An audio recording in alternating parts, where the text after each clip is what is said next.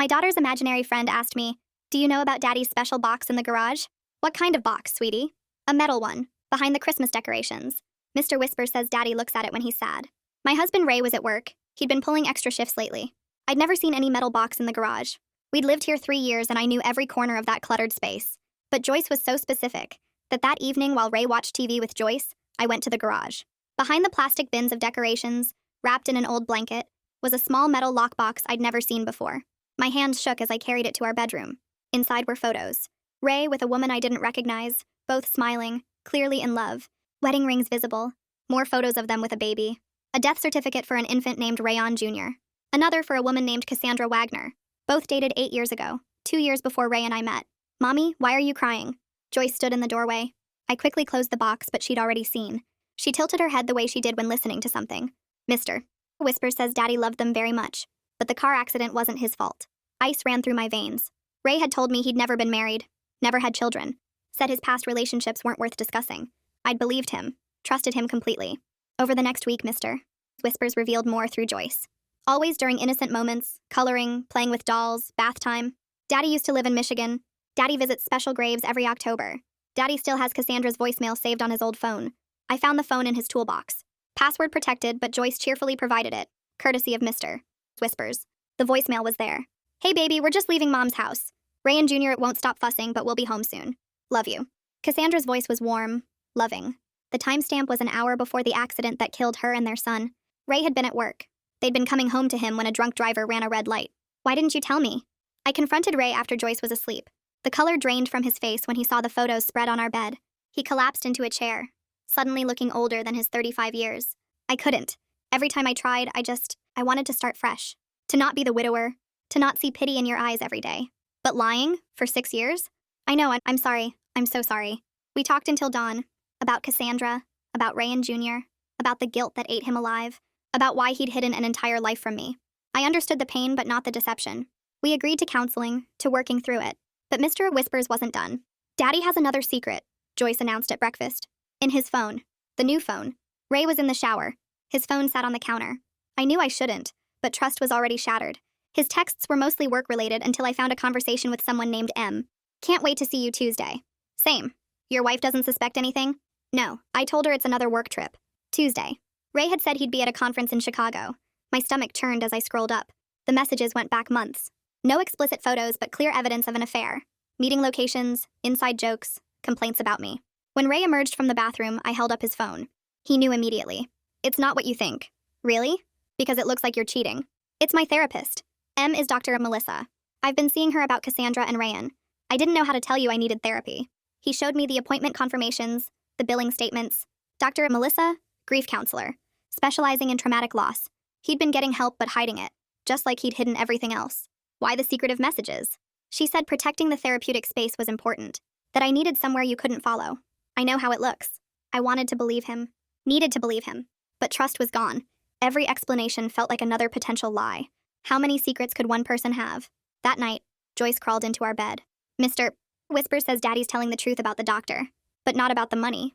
Ray went rigid beside me. "What money?" "The money from the accident. Mr. Whisper says you told everyone you gave it to charity."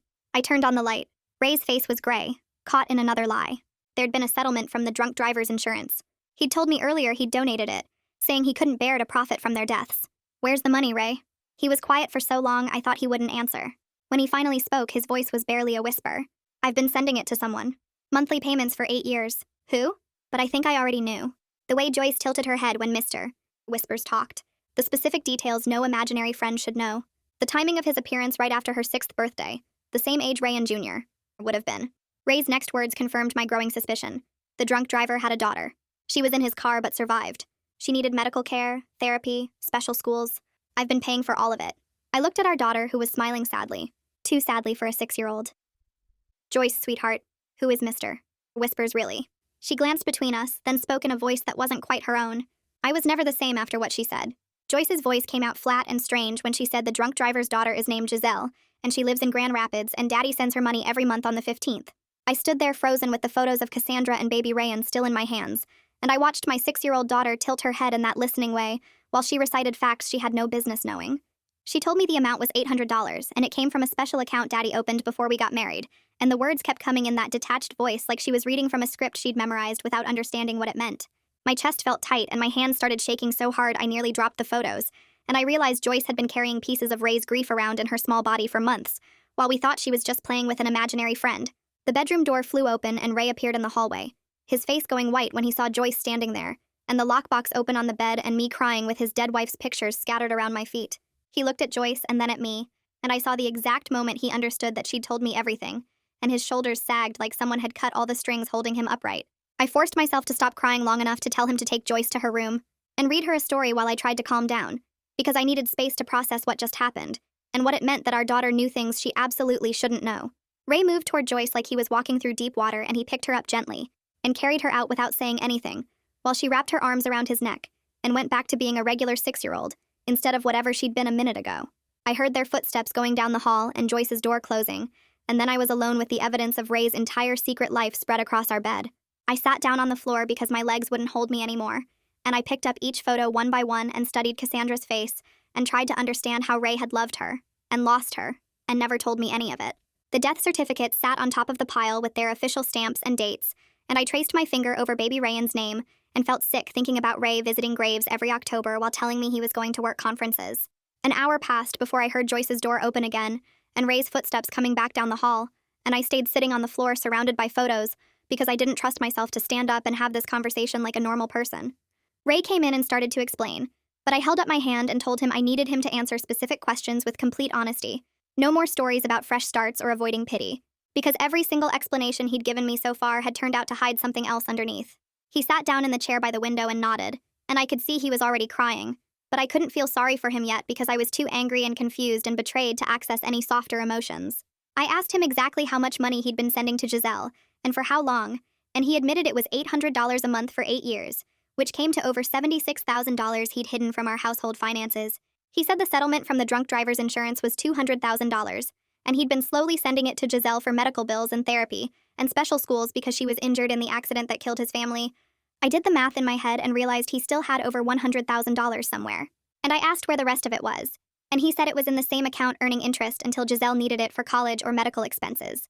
The idea that Ray had been managing this huge amount of money without ever mentioning it made me feel like I didn't know him at all, like I'd been married to a complete stranger who looked like my husband, but had an entire financial life I knew nothing about. Ray started explaining that Giselle was 12 when the accident happened, and her father was driving drunk with her in the car, and she suffered a traumatic brain injury that required years of rehabilitation and special education.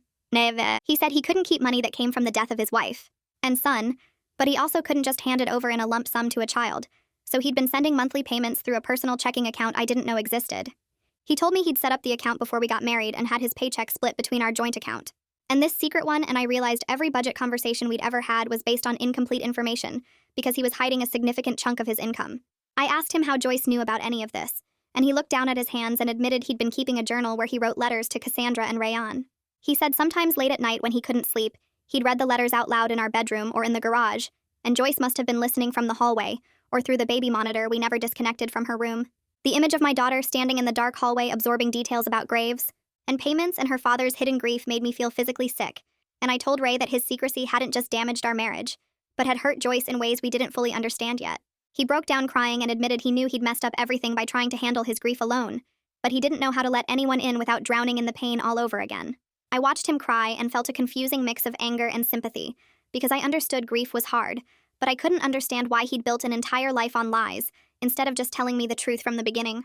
I told Ray he needed to sleep in the guest room tonight because I couldn't share a bed with him while my head was spinning with questions about what else he'd hidden from me. He gathered his pillow without arguing and left, and I sat alone with the photos of Cassandra wondering what kind of person she was, and whether she would have understood why her husband built a second life on secrets, instead of letting anyone help him carry his grief. The next morning, Joyce came into the kitchen while I was making coffee and asked if Daddy was in trouble, and I had to figure out how to explain adult problems to a 6-year-old without making her feel responsible for revealing them. I knelt down so we were eye level and told her that Daddy had some very sad things happen before we were a family. And sometimes grown-ups make mistakes about how to handle sad feelings, but none of this was her fault, and we were going to figure it out together. Joyce's face scrunched up the way it did when she was thinking hard, and then she asked if Mr. Whispers was real, or if she made him up. I realized she'd been using this imaginary friend as a way to process information she wasn't supposed to have, giving herself permission to know things by pretending someone else told her. I pulled her into a hug and told her that sometimes our brains create friends to help us understand confusing things we hear, and it was okay that she needed Mr. Whispers. But now we were going to talk about feelings with real words, instead of pretending an invisible friend told us secrets. I grabbed my phone and called Laura before I could talk myself out of it. My hands were shaking so hard I almost dropped it twice while searching for her contact.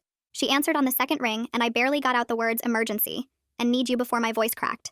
She said she'd be there in 20 minutes and hung up without asking questions. I paced the kitchen while waiting, looking at the photos spread across the counter and the bank statements Ray had printed out showing 8 years of monthly transfers to an account I'd never known existed. When Laura's car pulled into the driveway, I met her at the door, and she took one look at my face and pulled me into a hug. We sat at the kitchen table and I showed her everything while Ray stayed upstairs. I could hear him moving around up there, probably listening to see if I was going to kick him out or call a lawyer or just completely fall apart. Laura studied each photo carefully, ran her finger down the columns of numbers on the bank statements, and finally looked up at me with this serious expression I'd only seen a few times in our lives. She said this wasn't normal relationship problems where you go to a weekend workshop and learn to communicate better. She said this level of lying about major life events and hiding money for 8 years meant I needed real professional help to figure out if the marriage could even be saved. I felt something cold settle in my stomach, because hearing her say it out loud made it real in a way it hadn't been when it was just me and Ray fighting. Laura pulled out her phone and started searching for therapists while I sat there feeling numb. She asked what kind of issues we needed help with, and I didn't even know where to start, so I just listed them. Dead wife, dead baby, secret payments to drunk driver's daughter, financial deception, daughter overhearing everything, trust completely destroyed. Laura kept typing and clicking through websites, reading reviews and checking availability. She found someone named Elias Rawlings who specialized in grief and trust issues, and blended family dynamics, which seemed to cover most of our disaster. His website said he had experience with financial deception in marriages, and I thought that was probably a nice way of saying he'd seen other husbands hide massive secrets from their wives. Laura called his office and explained we had an emergency situation and needed the first available appointment. The receptionist put her on hold for what felt like forever, and then came back and said Elias had a cancellation tomorrow evening at 7. Laura looked at me and I nodded and she booked it. I realized I also needed to get Joyce some help because no 6-year-old should know the things she knew about adult grief and money and dead families. I called my doctor's office, and when the receptionist answered, I asked for a referral to a child psychologist. She asked what the situation was, and I gave her the shortest version I could manage. My daughter has been exposed to information about death and adult problems that she's too young to process. The receptionist was quiet for a second, and then said she had just the person. Kira Kim, she said, spelling out the last name for me. She works specifically with young children dealing with family stress and trauma. She gave me the number, and I called immediately and scheduled an intake appointment for next week. Ray came downstairs while I was still on the phone with Kira's office, and he stood in the doorway looking like he wanted to ask something but was afraid of the answer. I hung up and told him we were going to couples therapy tomorrow evening with someone named Elias Rawlings, and he needed to come prepared to answer every single question I had with complete honesty. He said okay immediately, no arguing or making excuses, and asked if there was anything he could do right now to help. I looked at him standing there in our kitchen where we'd made breakfast together 1,000 times, and told him he could start by explaining exactly how he'd been hiding $800 a month from our joint finances for 8 years. Ray pulled out his laptop and logged into a bank account I'd never seen before. He showed me the separate checking account he'd opened before we even got married, back when we were still engaged and combining our lives. It had his name only and received automatic deposits from his paycheck that I'd never noticed, because I trusted him to handle his own direct deposit paperwork. Every month, $800 went into that account, and then straight out to someone named Giselle Owens. He'd been living on less money than I thought he earned all these years, essentially paying Giselle before paying into our household budget. I stared at the screen showing years of transactions and suddenly understood why Ray always said we couldn't afford things I thought were within our budget. Every time I'd suggested a vacation to the beach or redoing the bathroom or getting a newer car, Ray had said we should wait and save more. I'd believed him because I trusted him with money and thought he was being responsible. But he wasn't being responsible. He was protecting his secret payments to Giselle. The anger I felt was confusing because it was mixed with this strange respect for his commitment to helping this girl whose father had killed his family. He'd given up vacations and home improvements, and probably a lot of other things to make sure she got the care she needed. But the deception still felt like a betrayal that made my chest tight, because he'd made financial decisions that affected our whole family, without ever including me in the conversation. I spent the rest of the afternoon on my laptop looking up public records from Michigan to verify everything Ray had told me. I found news articles from 8 years ago with headlines about a drunk driving accident that killed a woman and infant. The articles described how Cassandra Wagner and her 1-year-old son Rayon were driving home when a man named Thomas Owens ran a red light going 60 in a 35 zone. His blood alcohol was twice the legal limit, and he had his 12-year-old daughter Giselle in the car with him. Cassandra died at the scene, the baby died 2 hours later at the hospital, and Giselle was in critical condition with a traumatic brain injury. I sat there reading these horrible details and realized this was Ray's actual life, not just a story he'd made up. The newspaper archives had follow-up articles about Thomas Owens being sentenced to 15 years in prison for vehicular manslaughter while intoxicated. There was a photo of him being led into court in an orange jumpsuit, and he looked destroyed, like someone who knew he'd ruined multiple lives, including his own daughter's. I found myself feeling unexpected sympathy for everyone involved in this tragedy. Ray, who lost his whole family, Giselle, who got hurt because of her father's terrible choice, even Thomas Owens, who had to live with knowing he'd killed 2 people while his daughter suffered. I called the county clerk's office in Michigan and asked for copies of the death certificates for Cassandra Wagner and Rayan Wagner Jr. The clerk said they could mail certified copies within 2 weeks, and I gave her our address. Having independent verification felt important, even though I already believed the basic facts of Ray's story, because I needed physical proof I could hold in my hands. That evening at dinner, Joyce was quiet and kept looking between Ray and me like she was trying to figure out if we were okay. I made an effort to keep conversation normal and light, asking about her day at the school and what she wanted to do this weekend. She told us about art class and how she'd painted a picture of our house with a big tree in the front yard, even though we didn't actually have a big tree. Ray asked what color she'd painted the door, and she said purple because purple was a happy color. I watched Ray struggle to act normal and ask follow-up questions about her painting, while knowing our marriage was hanging by a thread and everything might fall apart. After Joyce finished her bath and I tucked her into bed with her favorite stuffed rabbit, I found Ray sitting on the couch staring at his phone but not really looking at it. I sat down next to him and told him I'd made an appointment with a couples therapist named Elias for tomorrow evening, and he needed to come prepared to answer every question I had with complete honesty, even if it was hard or embarrassing. Ray set his phone down and looked at me with tired eyes and asked if I thought our marriage could survive all this. I told him honestly that I didn't know, but I was willing to try if he could learn to be open and honest instead of hiding things to protect me, because his protection had actually hurt me more than the truth ever could have. He nodded and said he'd be completely honest at therapy, and I wanted to believe him, but trust felt like something I'd lost and didn't know how to get back. The next evening, we drove to Elias's office in separate cars because I'd come straight from work, and Ray had picked Joyce up from the school and dropped her at my sister's house. The office was in a small building near downtown, with a waiting room that had comfortable chairs and magazines nobody ever read. Elias came out right at 6 o'clock and shook both our hands, and he was maybe 50 years old with gray hair and a calm way of moving that made me feel slightly less anxious. We followed him into his office and sat on a couch while he took a chair across from us with a notepad. He asked us each to describe what brought us here, and I took a breath and started talking. I told him about finding the lockbox in the garage, about discovering Ray's first wife and baby who died 8 years ago, about the secret therapy appointments and the hidden bank account sending money to the drunk driver's daughter. I explained how Joyce had been overhearing Ray's private grief rituals and processing it through an imaginary friend, and how every time I thought I knew everything, there was another secret waiting underneath. Ray sat beside me looking smaller than usual, his shoulders hunched forward and his hands clasped between his knees. When I finished, Elias turned to Ray and asked him to share his perspective, and Ray was quiet for a long moment before he started talking. He admitted he'd been living a double life emotionally, never fully leaving Cassandra and Rayan behind, but never fully present with me and Joyce either.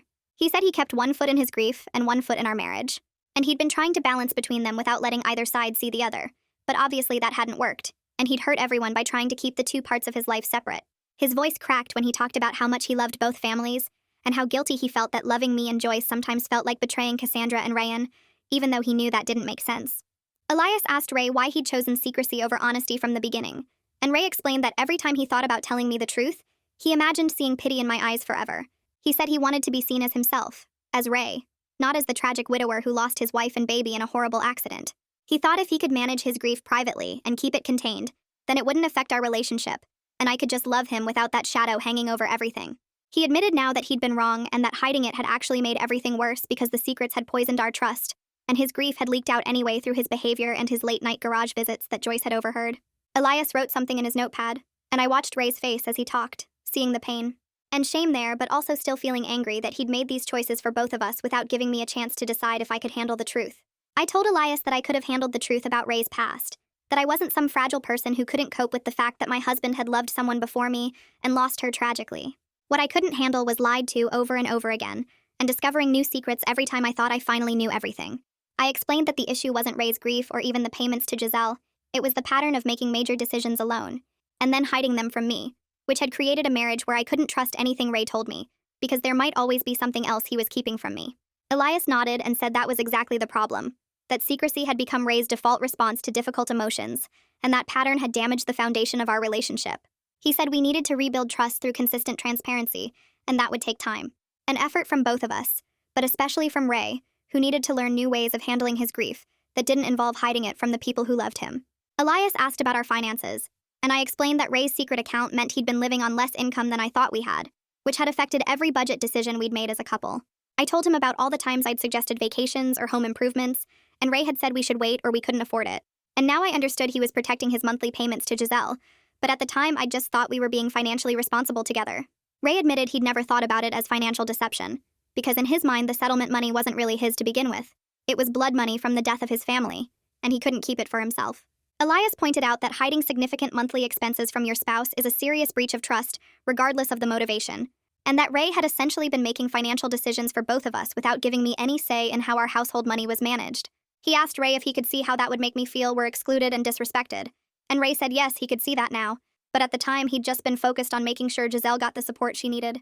When we got home that night, Joyce was already asleep in her bed because my sister had brought her back and put her down, and Ray asked me if he should stay in the guest room again. I told him yes because I was still processing everything from therapy, and I needed physical space to think clearly without him next to me in bed. He looked hurt, but he accepted it without arguing, and he gathered his pillow and phone charger and went down the hall to the small room we usually used for guests. I lay awake in our bed for hours wondering if I was married to someone I actually knew, or just a carefully constructed version he'd wanted me to see, and whether the real Ray was someone I could still love and trust, or if too much damage had been done. The next morning, I was making coffee when my phone rang and the school counselor's name appeared on the screen. She told me Joyce had told her classmate about the dead baby during recess yesterday, and now the other child's parents were concerned and wanted to know what was going on. I felt my face burn with embarrassment and anger that Ray's secrets had now spilled into Joyce's school life and were affecting her relationships with other kids. The counselor said she needed to talk to me in person about the situation, and I explained that we were dealing with a complicated family situation, and Joyce was starting therapy next week with a child psychologist. She said that was good, but she still needed to meet with me today to make sure Joyce was safe and getting appropriate support. I had to call in sick to work even though I'd already missed a day 2 weeks ago for a doctor's appointment, and my manager was clearly frustrated when I told her I had another family emergency. She said she understood but reminded me that we were in a busy period, and the team was counting on me to be reliable. I could feel my job security slipping, and I felt angry at Ray all over again, because his hidden grief was now affecting my professional life, as well as my personal one. I drove to Joyce's school and signed in at the office, and they directed me to the counselor's room down the hall past the library. At the school, I met with the counselor in her small office that had children's drawings on the walls and a box of tissues on the desk. She was kind, but firm about needing to know if Joyce was safe at home, and I had to assure her that there was no abuse or danger, just complicated family history that Joyce had overheard and misunderstood. I explained in vague terms that Joyce had been exposed to adult information about loss and grief that she was too young to process in a healthy way, and that we were getting her professional help to work through it. The counselor asked specific questions about whether Joyce had witnessed any violence or been exposed to anything inappropriate, and I had to explain that she'd overheard her father talking about people who died before she was born, and she'd shared that information at the school without understanding why it was upsetting to other kids. The counselor seemed satisfied with my answers, but said she'd be monitoring Joyce's behavior closely and would need updates about the therapy sessions. That afternoon, after I picked Joyce up from the school and dropped her at home with Ray, I tried to reach Dr. Melissa because I wanted to understand what she knew about the situation and whether she'd encouraged Ray to keep secrets from me. The receptionist answered, and I explained who I was and asked to speak with Dr. Melissa about her client Ray. The receptionist said she couldn't discuss any client without their explicit permission due to confidentiality rules, and she couldn't even confirm whether someone was a client without their consent. I felt shut out of yet another aspect of Ray's life, and when I got home I confronted him about it. I told him I'd tried to call his therapist and been blocked by confidentiality, and I asked him why I couldn't have access to information about therapy that was affecting our marriage.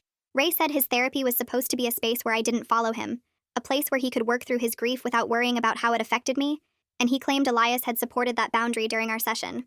I didn't remember Elias saying that exactly, but I was too tired to argue anymore, so I just walked away and started making dinner while Ray sat in the living room with Joyce watching cartoons like everything was normal and our family wasn't falling apart. Our second session with Elias happened 3 days later, and I came prepared with a list of questions I'd written in my phone during sleepless nights. Ray sat next to me on the same couch, but the space between us felt bigger than before, and I noticed he kept his hands in his lap instead of reaching for mine like he used to. Elias asked how the week had been, and I jumped in before Ray could give some sanitized version of events. I told Elias I'd tried to contact Ray's therapist and been blocked by privacy rules, and I felt excluded from something that was clearly affecting our marriage. Ray started to defend himself, but Elias held up a hand and explained that individual therapy does need to be separate from couples work, because people need space to process things without their partner present. But then Elias looked directly at Ray and said the problem wasn't that he had private therapy, it was that he'd been using privacy as an excuse for secrecy.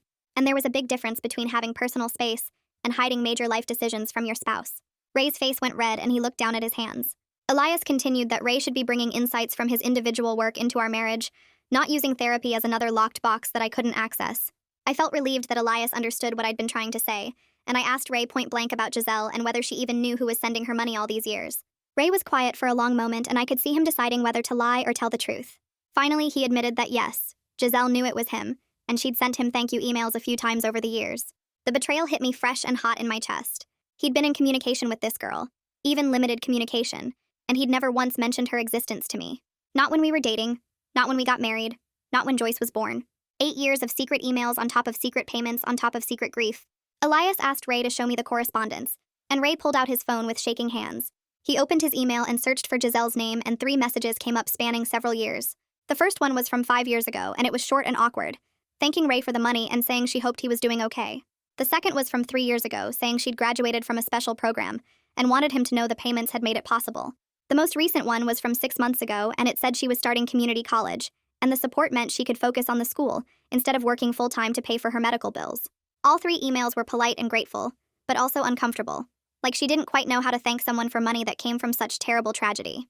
I read them twice while Ray sat there looking miserable, and I realized this girl had been carrying her own weird guilt about taking money from the man whose family her father killed. I asked Ray if he'd ever met Giselle in person, and he said no quickly, like he'd been waiting for that question.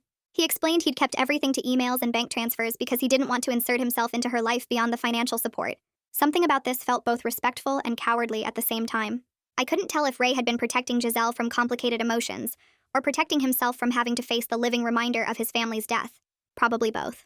Elias leaned forward and said that Ray's relationship with Giselle, however distant it was, represented unfinished business that was affecting our marriage, whether Ray wanted to admit it or not.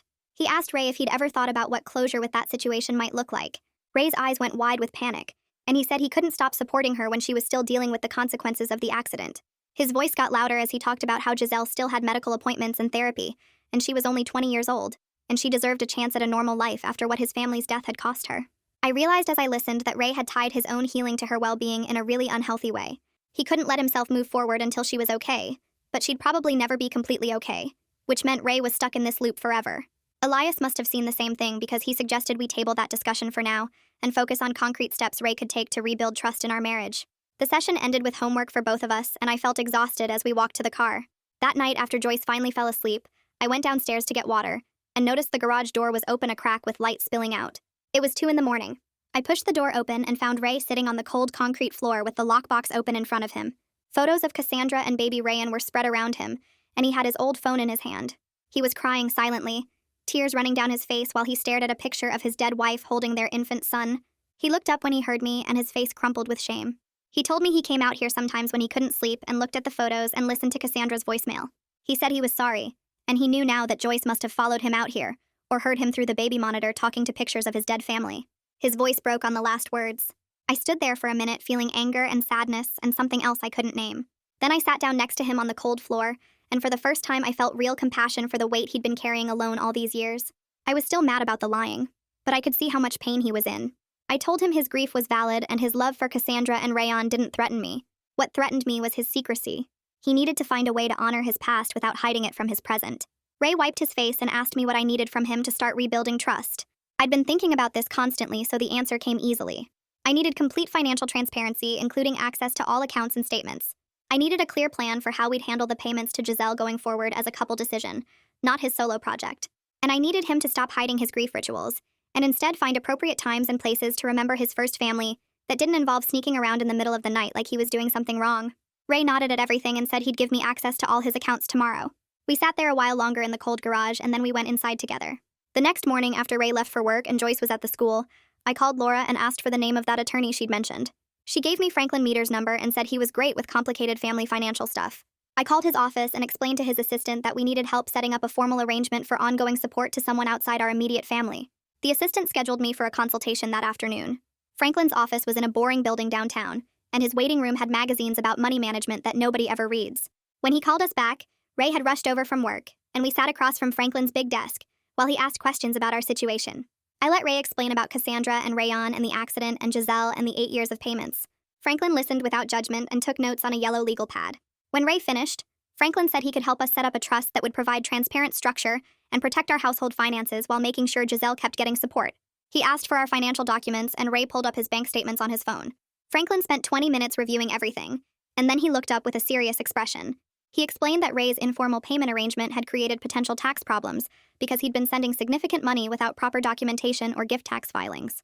The IRS could come after us for back taxes and penalties if they ever audited us. Franklin said that setting up a formal trust would solve these problems and also give us clear boundaries around how much and for how long we were committed to supporting Giselle. Ray looked sick at the mention of tax problems, and I felt another wave of anger that his secrecy had potentially put our whole family at financial risk. Franklin pulled out a calculator and started running numbers while Ray and I sat there feeling sick about potential IRS problems we didn't even know existed. He explained that we needed to file amended tax returns for the past 3 years and pay penalties, which would cost us several $1,000s we didn't have budgeted. Ray looked like he might throw up, and I felt that familiar anger rising again because his secrecy kept creating new problems we had to solve. Franklin said he could refer us to a tax attorney who could help minimize the penalties, but we needed to act fast before the IRS discovered the issue themselves. We left his office with a stack of paperwork and instructions to gather every financial document we had for the past 8 years. The next morning, I took the day off work to organize our finances, spreading bank statements and tax returns across the dining room table while Joyce was at the school. Ray came home during his lunch break, and we worked together in tense silence, highlighting transactions and making notes about which payments went to Giselle.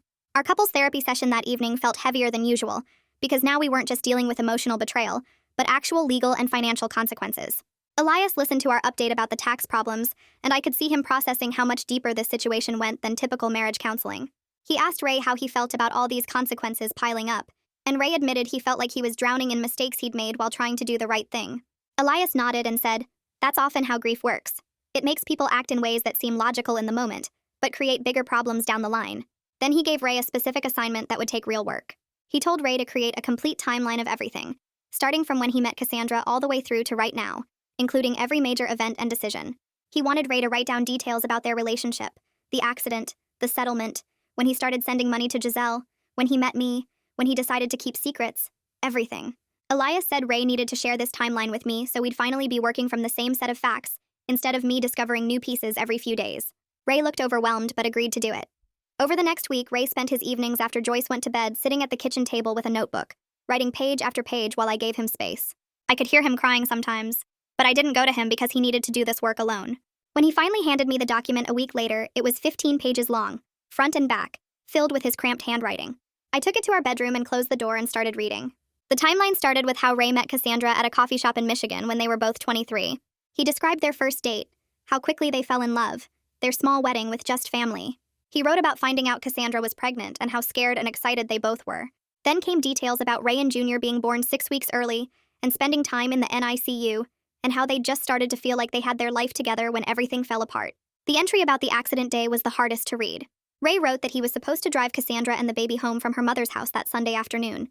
They'd planned it that way because Cassandra's mom lived an hour away, and Ray didn't want her driving tired with the baby. But then his boss called that morning and offered him an extra shift, time and a half pay because someone called in sick. Ray and Cassandra needed money badly because the NICU bills were crushing them, and they wanted to move to a bigger apartment before Rayan got too big for their tiny place. So Ray took the shift and told Cassandra to drive herself home. She left her mom's house at 4 in the afternoon with Rayan in his car seat. At 5:15, a drunk driver ran a red light and hit them on the passenger side where Rayan was sitting. Both of them died at the scene. Ray was at work when the police came to tell him. He wrote that he spent 8 years thinking about how if he'd kept the original plan and driven them home himself, they might have left at a different time. Maybe they would have hit green lights instead of red. Maybe they would have stopped for gas. Maybe they would have missed that drunk driver by 30 seconds and still be alive. He knows it's not logical to think this way, but he can't stop. Every decision he's made since then has been shaped by the guilt of choosing money over driving his family home safely. Reading this made me understand Ray's behavior in a completely different way, even though it didn't excuse the lying. His secrecy about Giselle, his need to send her money every month, his inability to tell me about his past, it was all connected to this massive guilt he carried about surviving when they didn't. He was trying to pay back a debt that couldn't actually be paid back. The timeline also included details about the settlement, how the drunk driver's insurance paid out $200,000, and Ray couldn't stand the thought of keeping it. He researched what happened to the driver and found out he had a 12-year-old daughter who'd been in the car and suffered a brain injury. The driver went to prison, but the daughter Giselle needed years of medical care and therapy. Ray started sending her money through her grandmother who had custody, $800 a month to help cover what insurance didn't. He never told anyone, not his family, not his friends, and definitely not me when we met 2 years later. The timeline ended with finding me, falling in love, getting married, having Joyce, and living with the constant fear that I'd discover his secrets and leave him.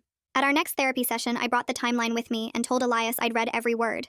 Ray looked nervous, like he was waiting for me to be angry again, but instead I told him I finally understood that his secrecy and his payments to Giselle were both forms of penance for surviving when his family didn't. It didn't make the lying okay, but it helped me see the pattern underneath all his choices. Elias asked us to talk through the difference between honoring Ray's grief and letting it control our current family. This was hard because Ray had never really separated the two things in his mind. He thought being a good person meant carrying his guilt forever and making financial sacrifices to make up for being alive.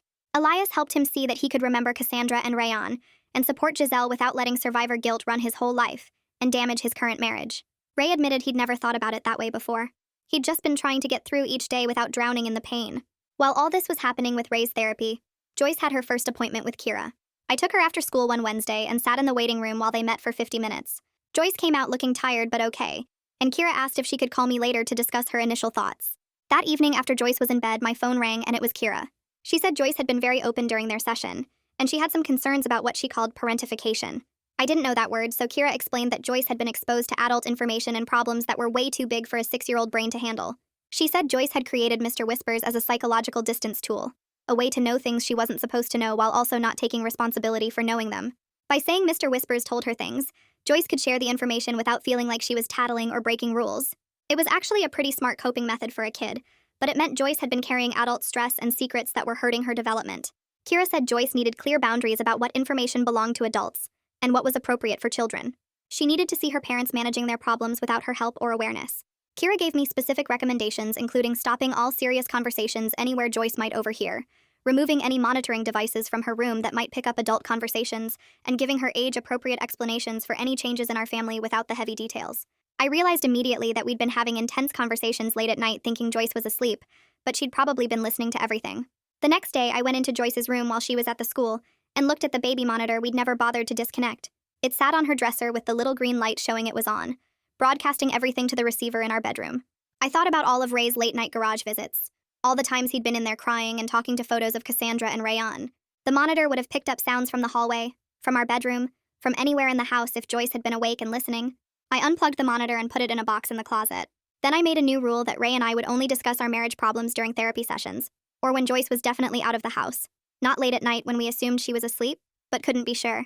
I told Ray about the rule that evening, and he agreed immediately, looking guilty about how much Joyce had probably overheard.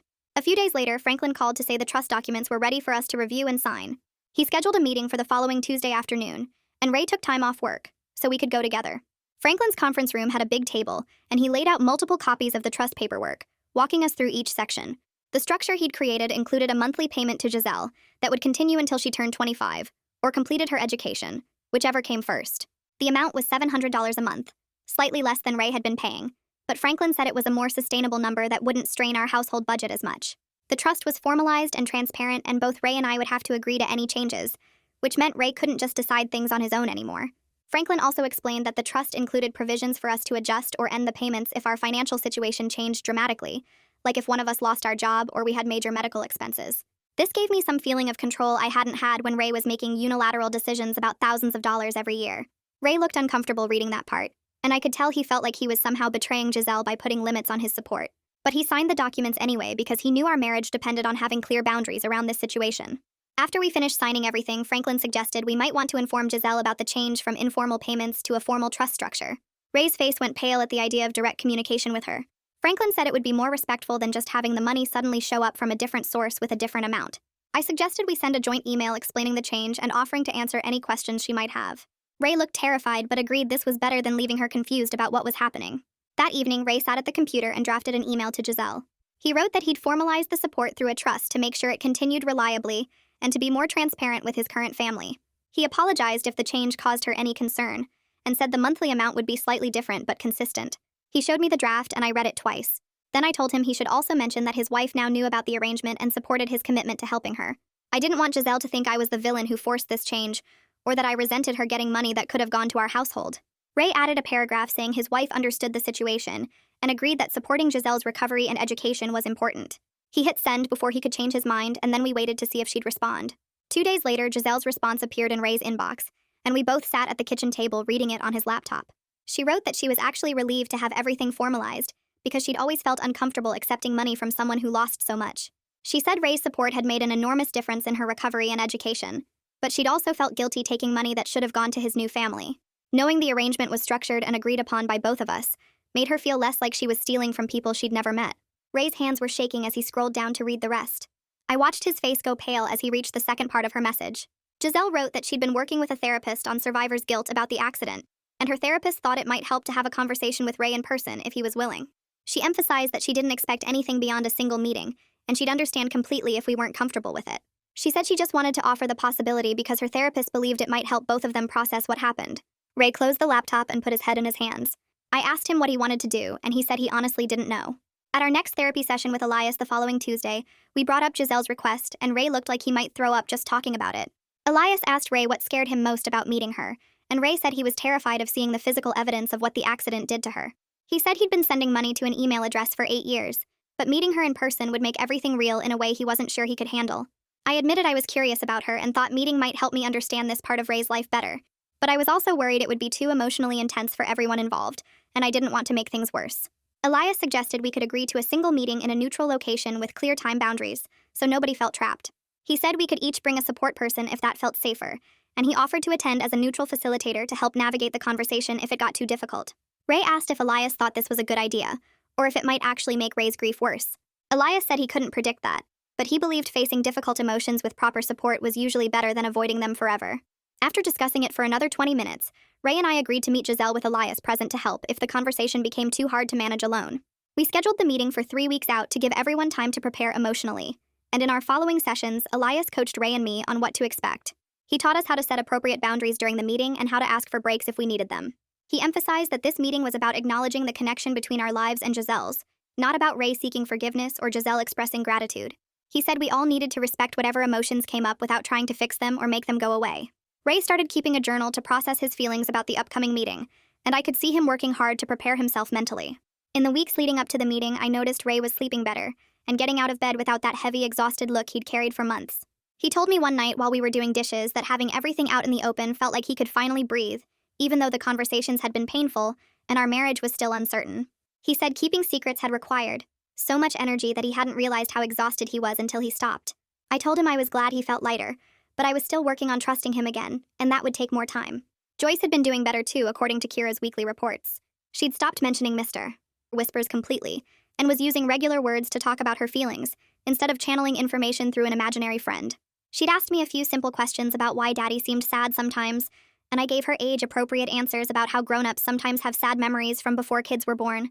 I told her it wasn't her job to fix those feelings, or to know all the details about grown-up problems. Kira said Joyce was responding well to having clear boundaries about what information belonged to adults, and what was okay for kids to know. The day of the meeting with Giselle arrived, and Ray and I drove to Elias's office together in complete silence. Ray kept tapping his fingers on his knee, and I could see sweat on his forehead even though it was cool outside. We parked and sat in the car for 5 minutes before Ray said he was ready to go inside. Elias greeted us in the waiting room and said Giselle had arrived a few minutes earlier with her own therapist. We walked into his office and I saw a slim young woman with dark hair sitting on the couch. She had a noticeable limp when she stood up to shake our hands, and there was a scar on her forehead that ran from her hairline to her eyebrow.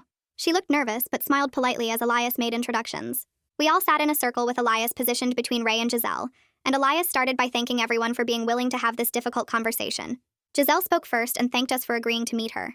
She looked directly at Ray and told him his support had made an enormous difference in her recovery and education, and she wanted him to know that. But she also wanted him to know she was doing well now, and she didn't want him to feel responsible for her forever. She said she hoped the trust arrangement would continue through her education, but after that she wanted to be financially independent, so Ray could invest in his current family instead. Ray started crying before Giselle finished talking, and he told her he was sorry for what his family's death had cost her, even though he knew the accident wasn't his fault. Giselle cried too and said she was sorry that her father's choices killed people Ray loved, and she'd carried guilt about that for 8 years. She said she knew logically that she wasn't responsible for what her drunk father did, but she still felt like she should apologize for being connected to the person who destroyed Ray's family. It was strange and painful watching them both apologize for things that weren't their fault. I realized they'd both been carrying guilt that belonged to Giselle's father, and they needed to release each other from responsibility for his terrible choice. I understand. I'll write the continuation covering beats 61 to 69 as a single continuous paragraph with proper sentence structure, maintaining 6th grade vocabulary, minimal dialogue, and seamless continuation from the previous content. Giselle wiped her eyes and looked directly at me when she spoke next, her voice steady despite the tears. She said she wanted the trust to keep going through her education, but after that she hoped to be on her own financially, and she wanted Ray to use that money for his current family instead. She told me she was sorry for being a secret in my marriage and she hoped the formal arrangement would help us move forward together.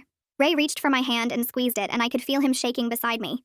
Elias asked if anyone had more to say, and we all shook our heads, emotionally worn out from the hour we'd spent together.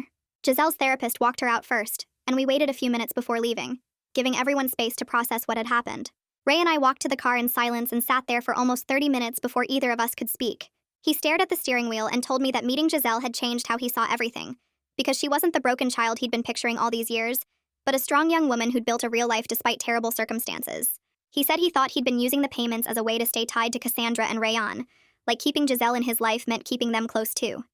He admitted maybe it was time to find other ways to remember his first family, ways that didn't involve sending money to someone who reminded him of the worst day of his life.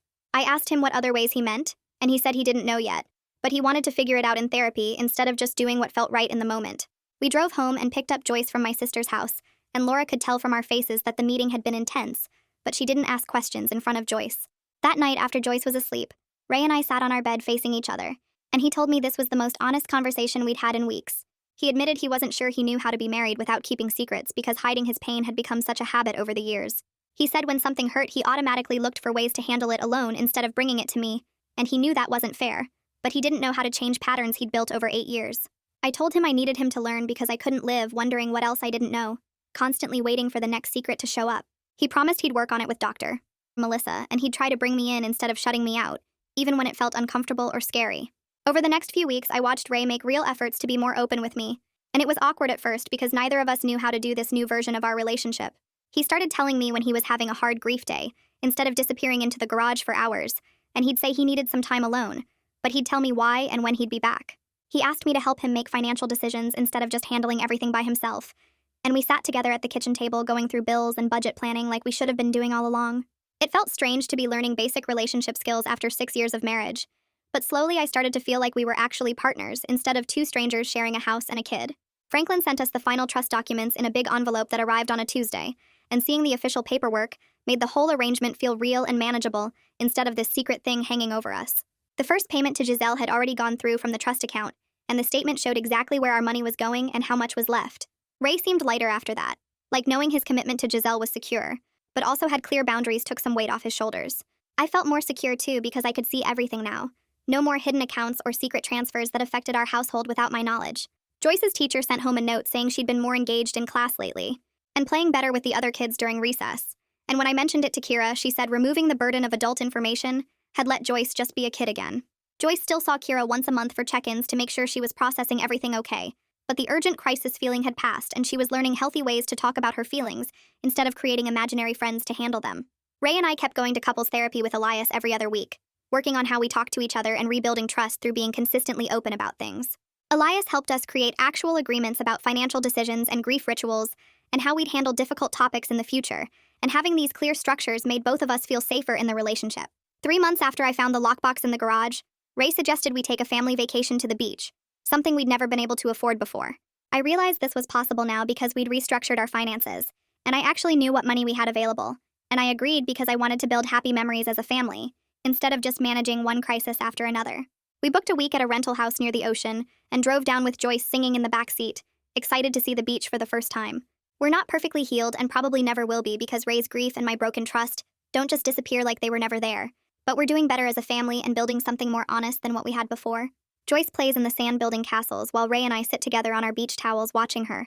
And I think about how we're all survivors of different terrible things learning to live with our scars while still reaching for whatever joy we can find. So that wraps things up.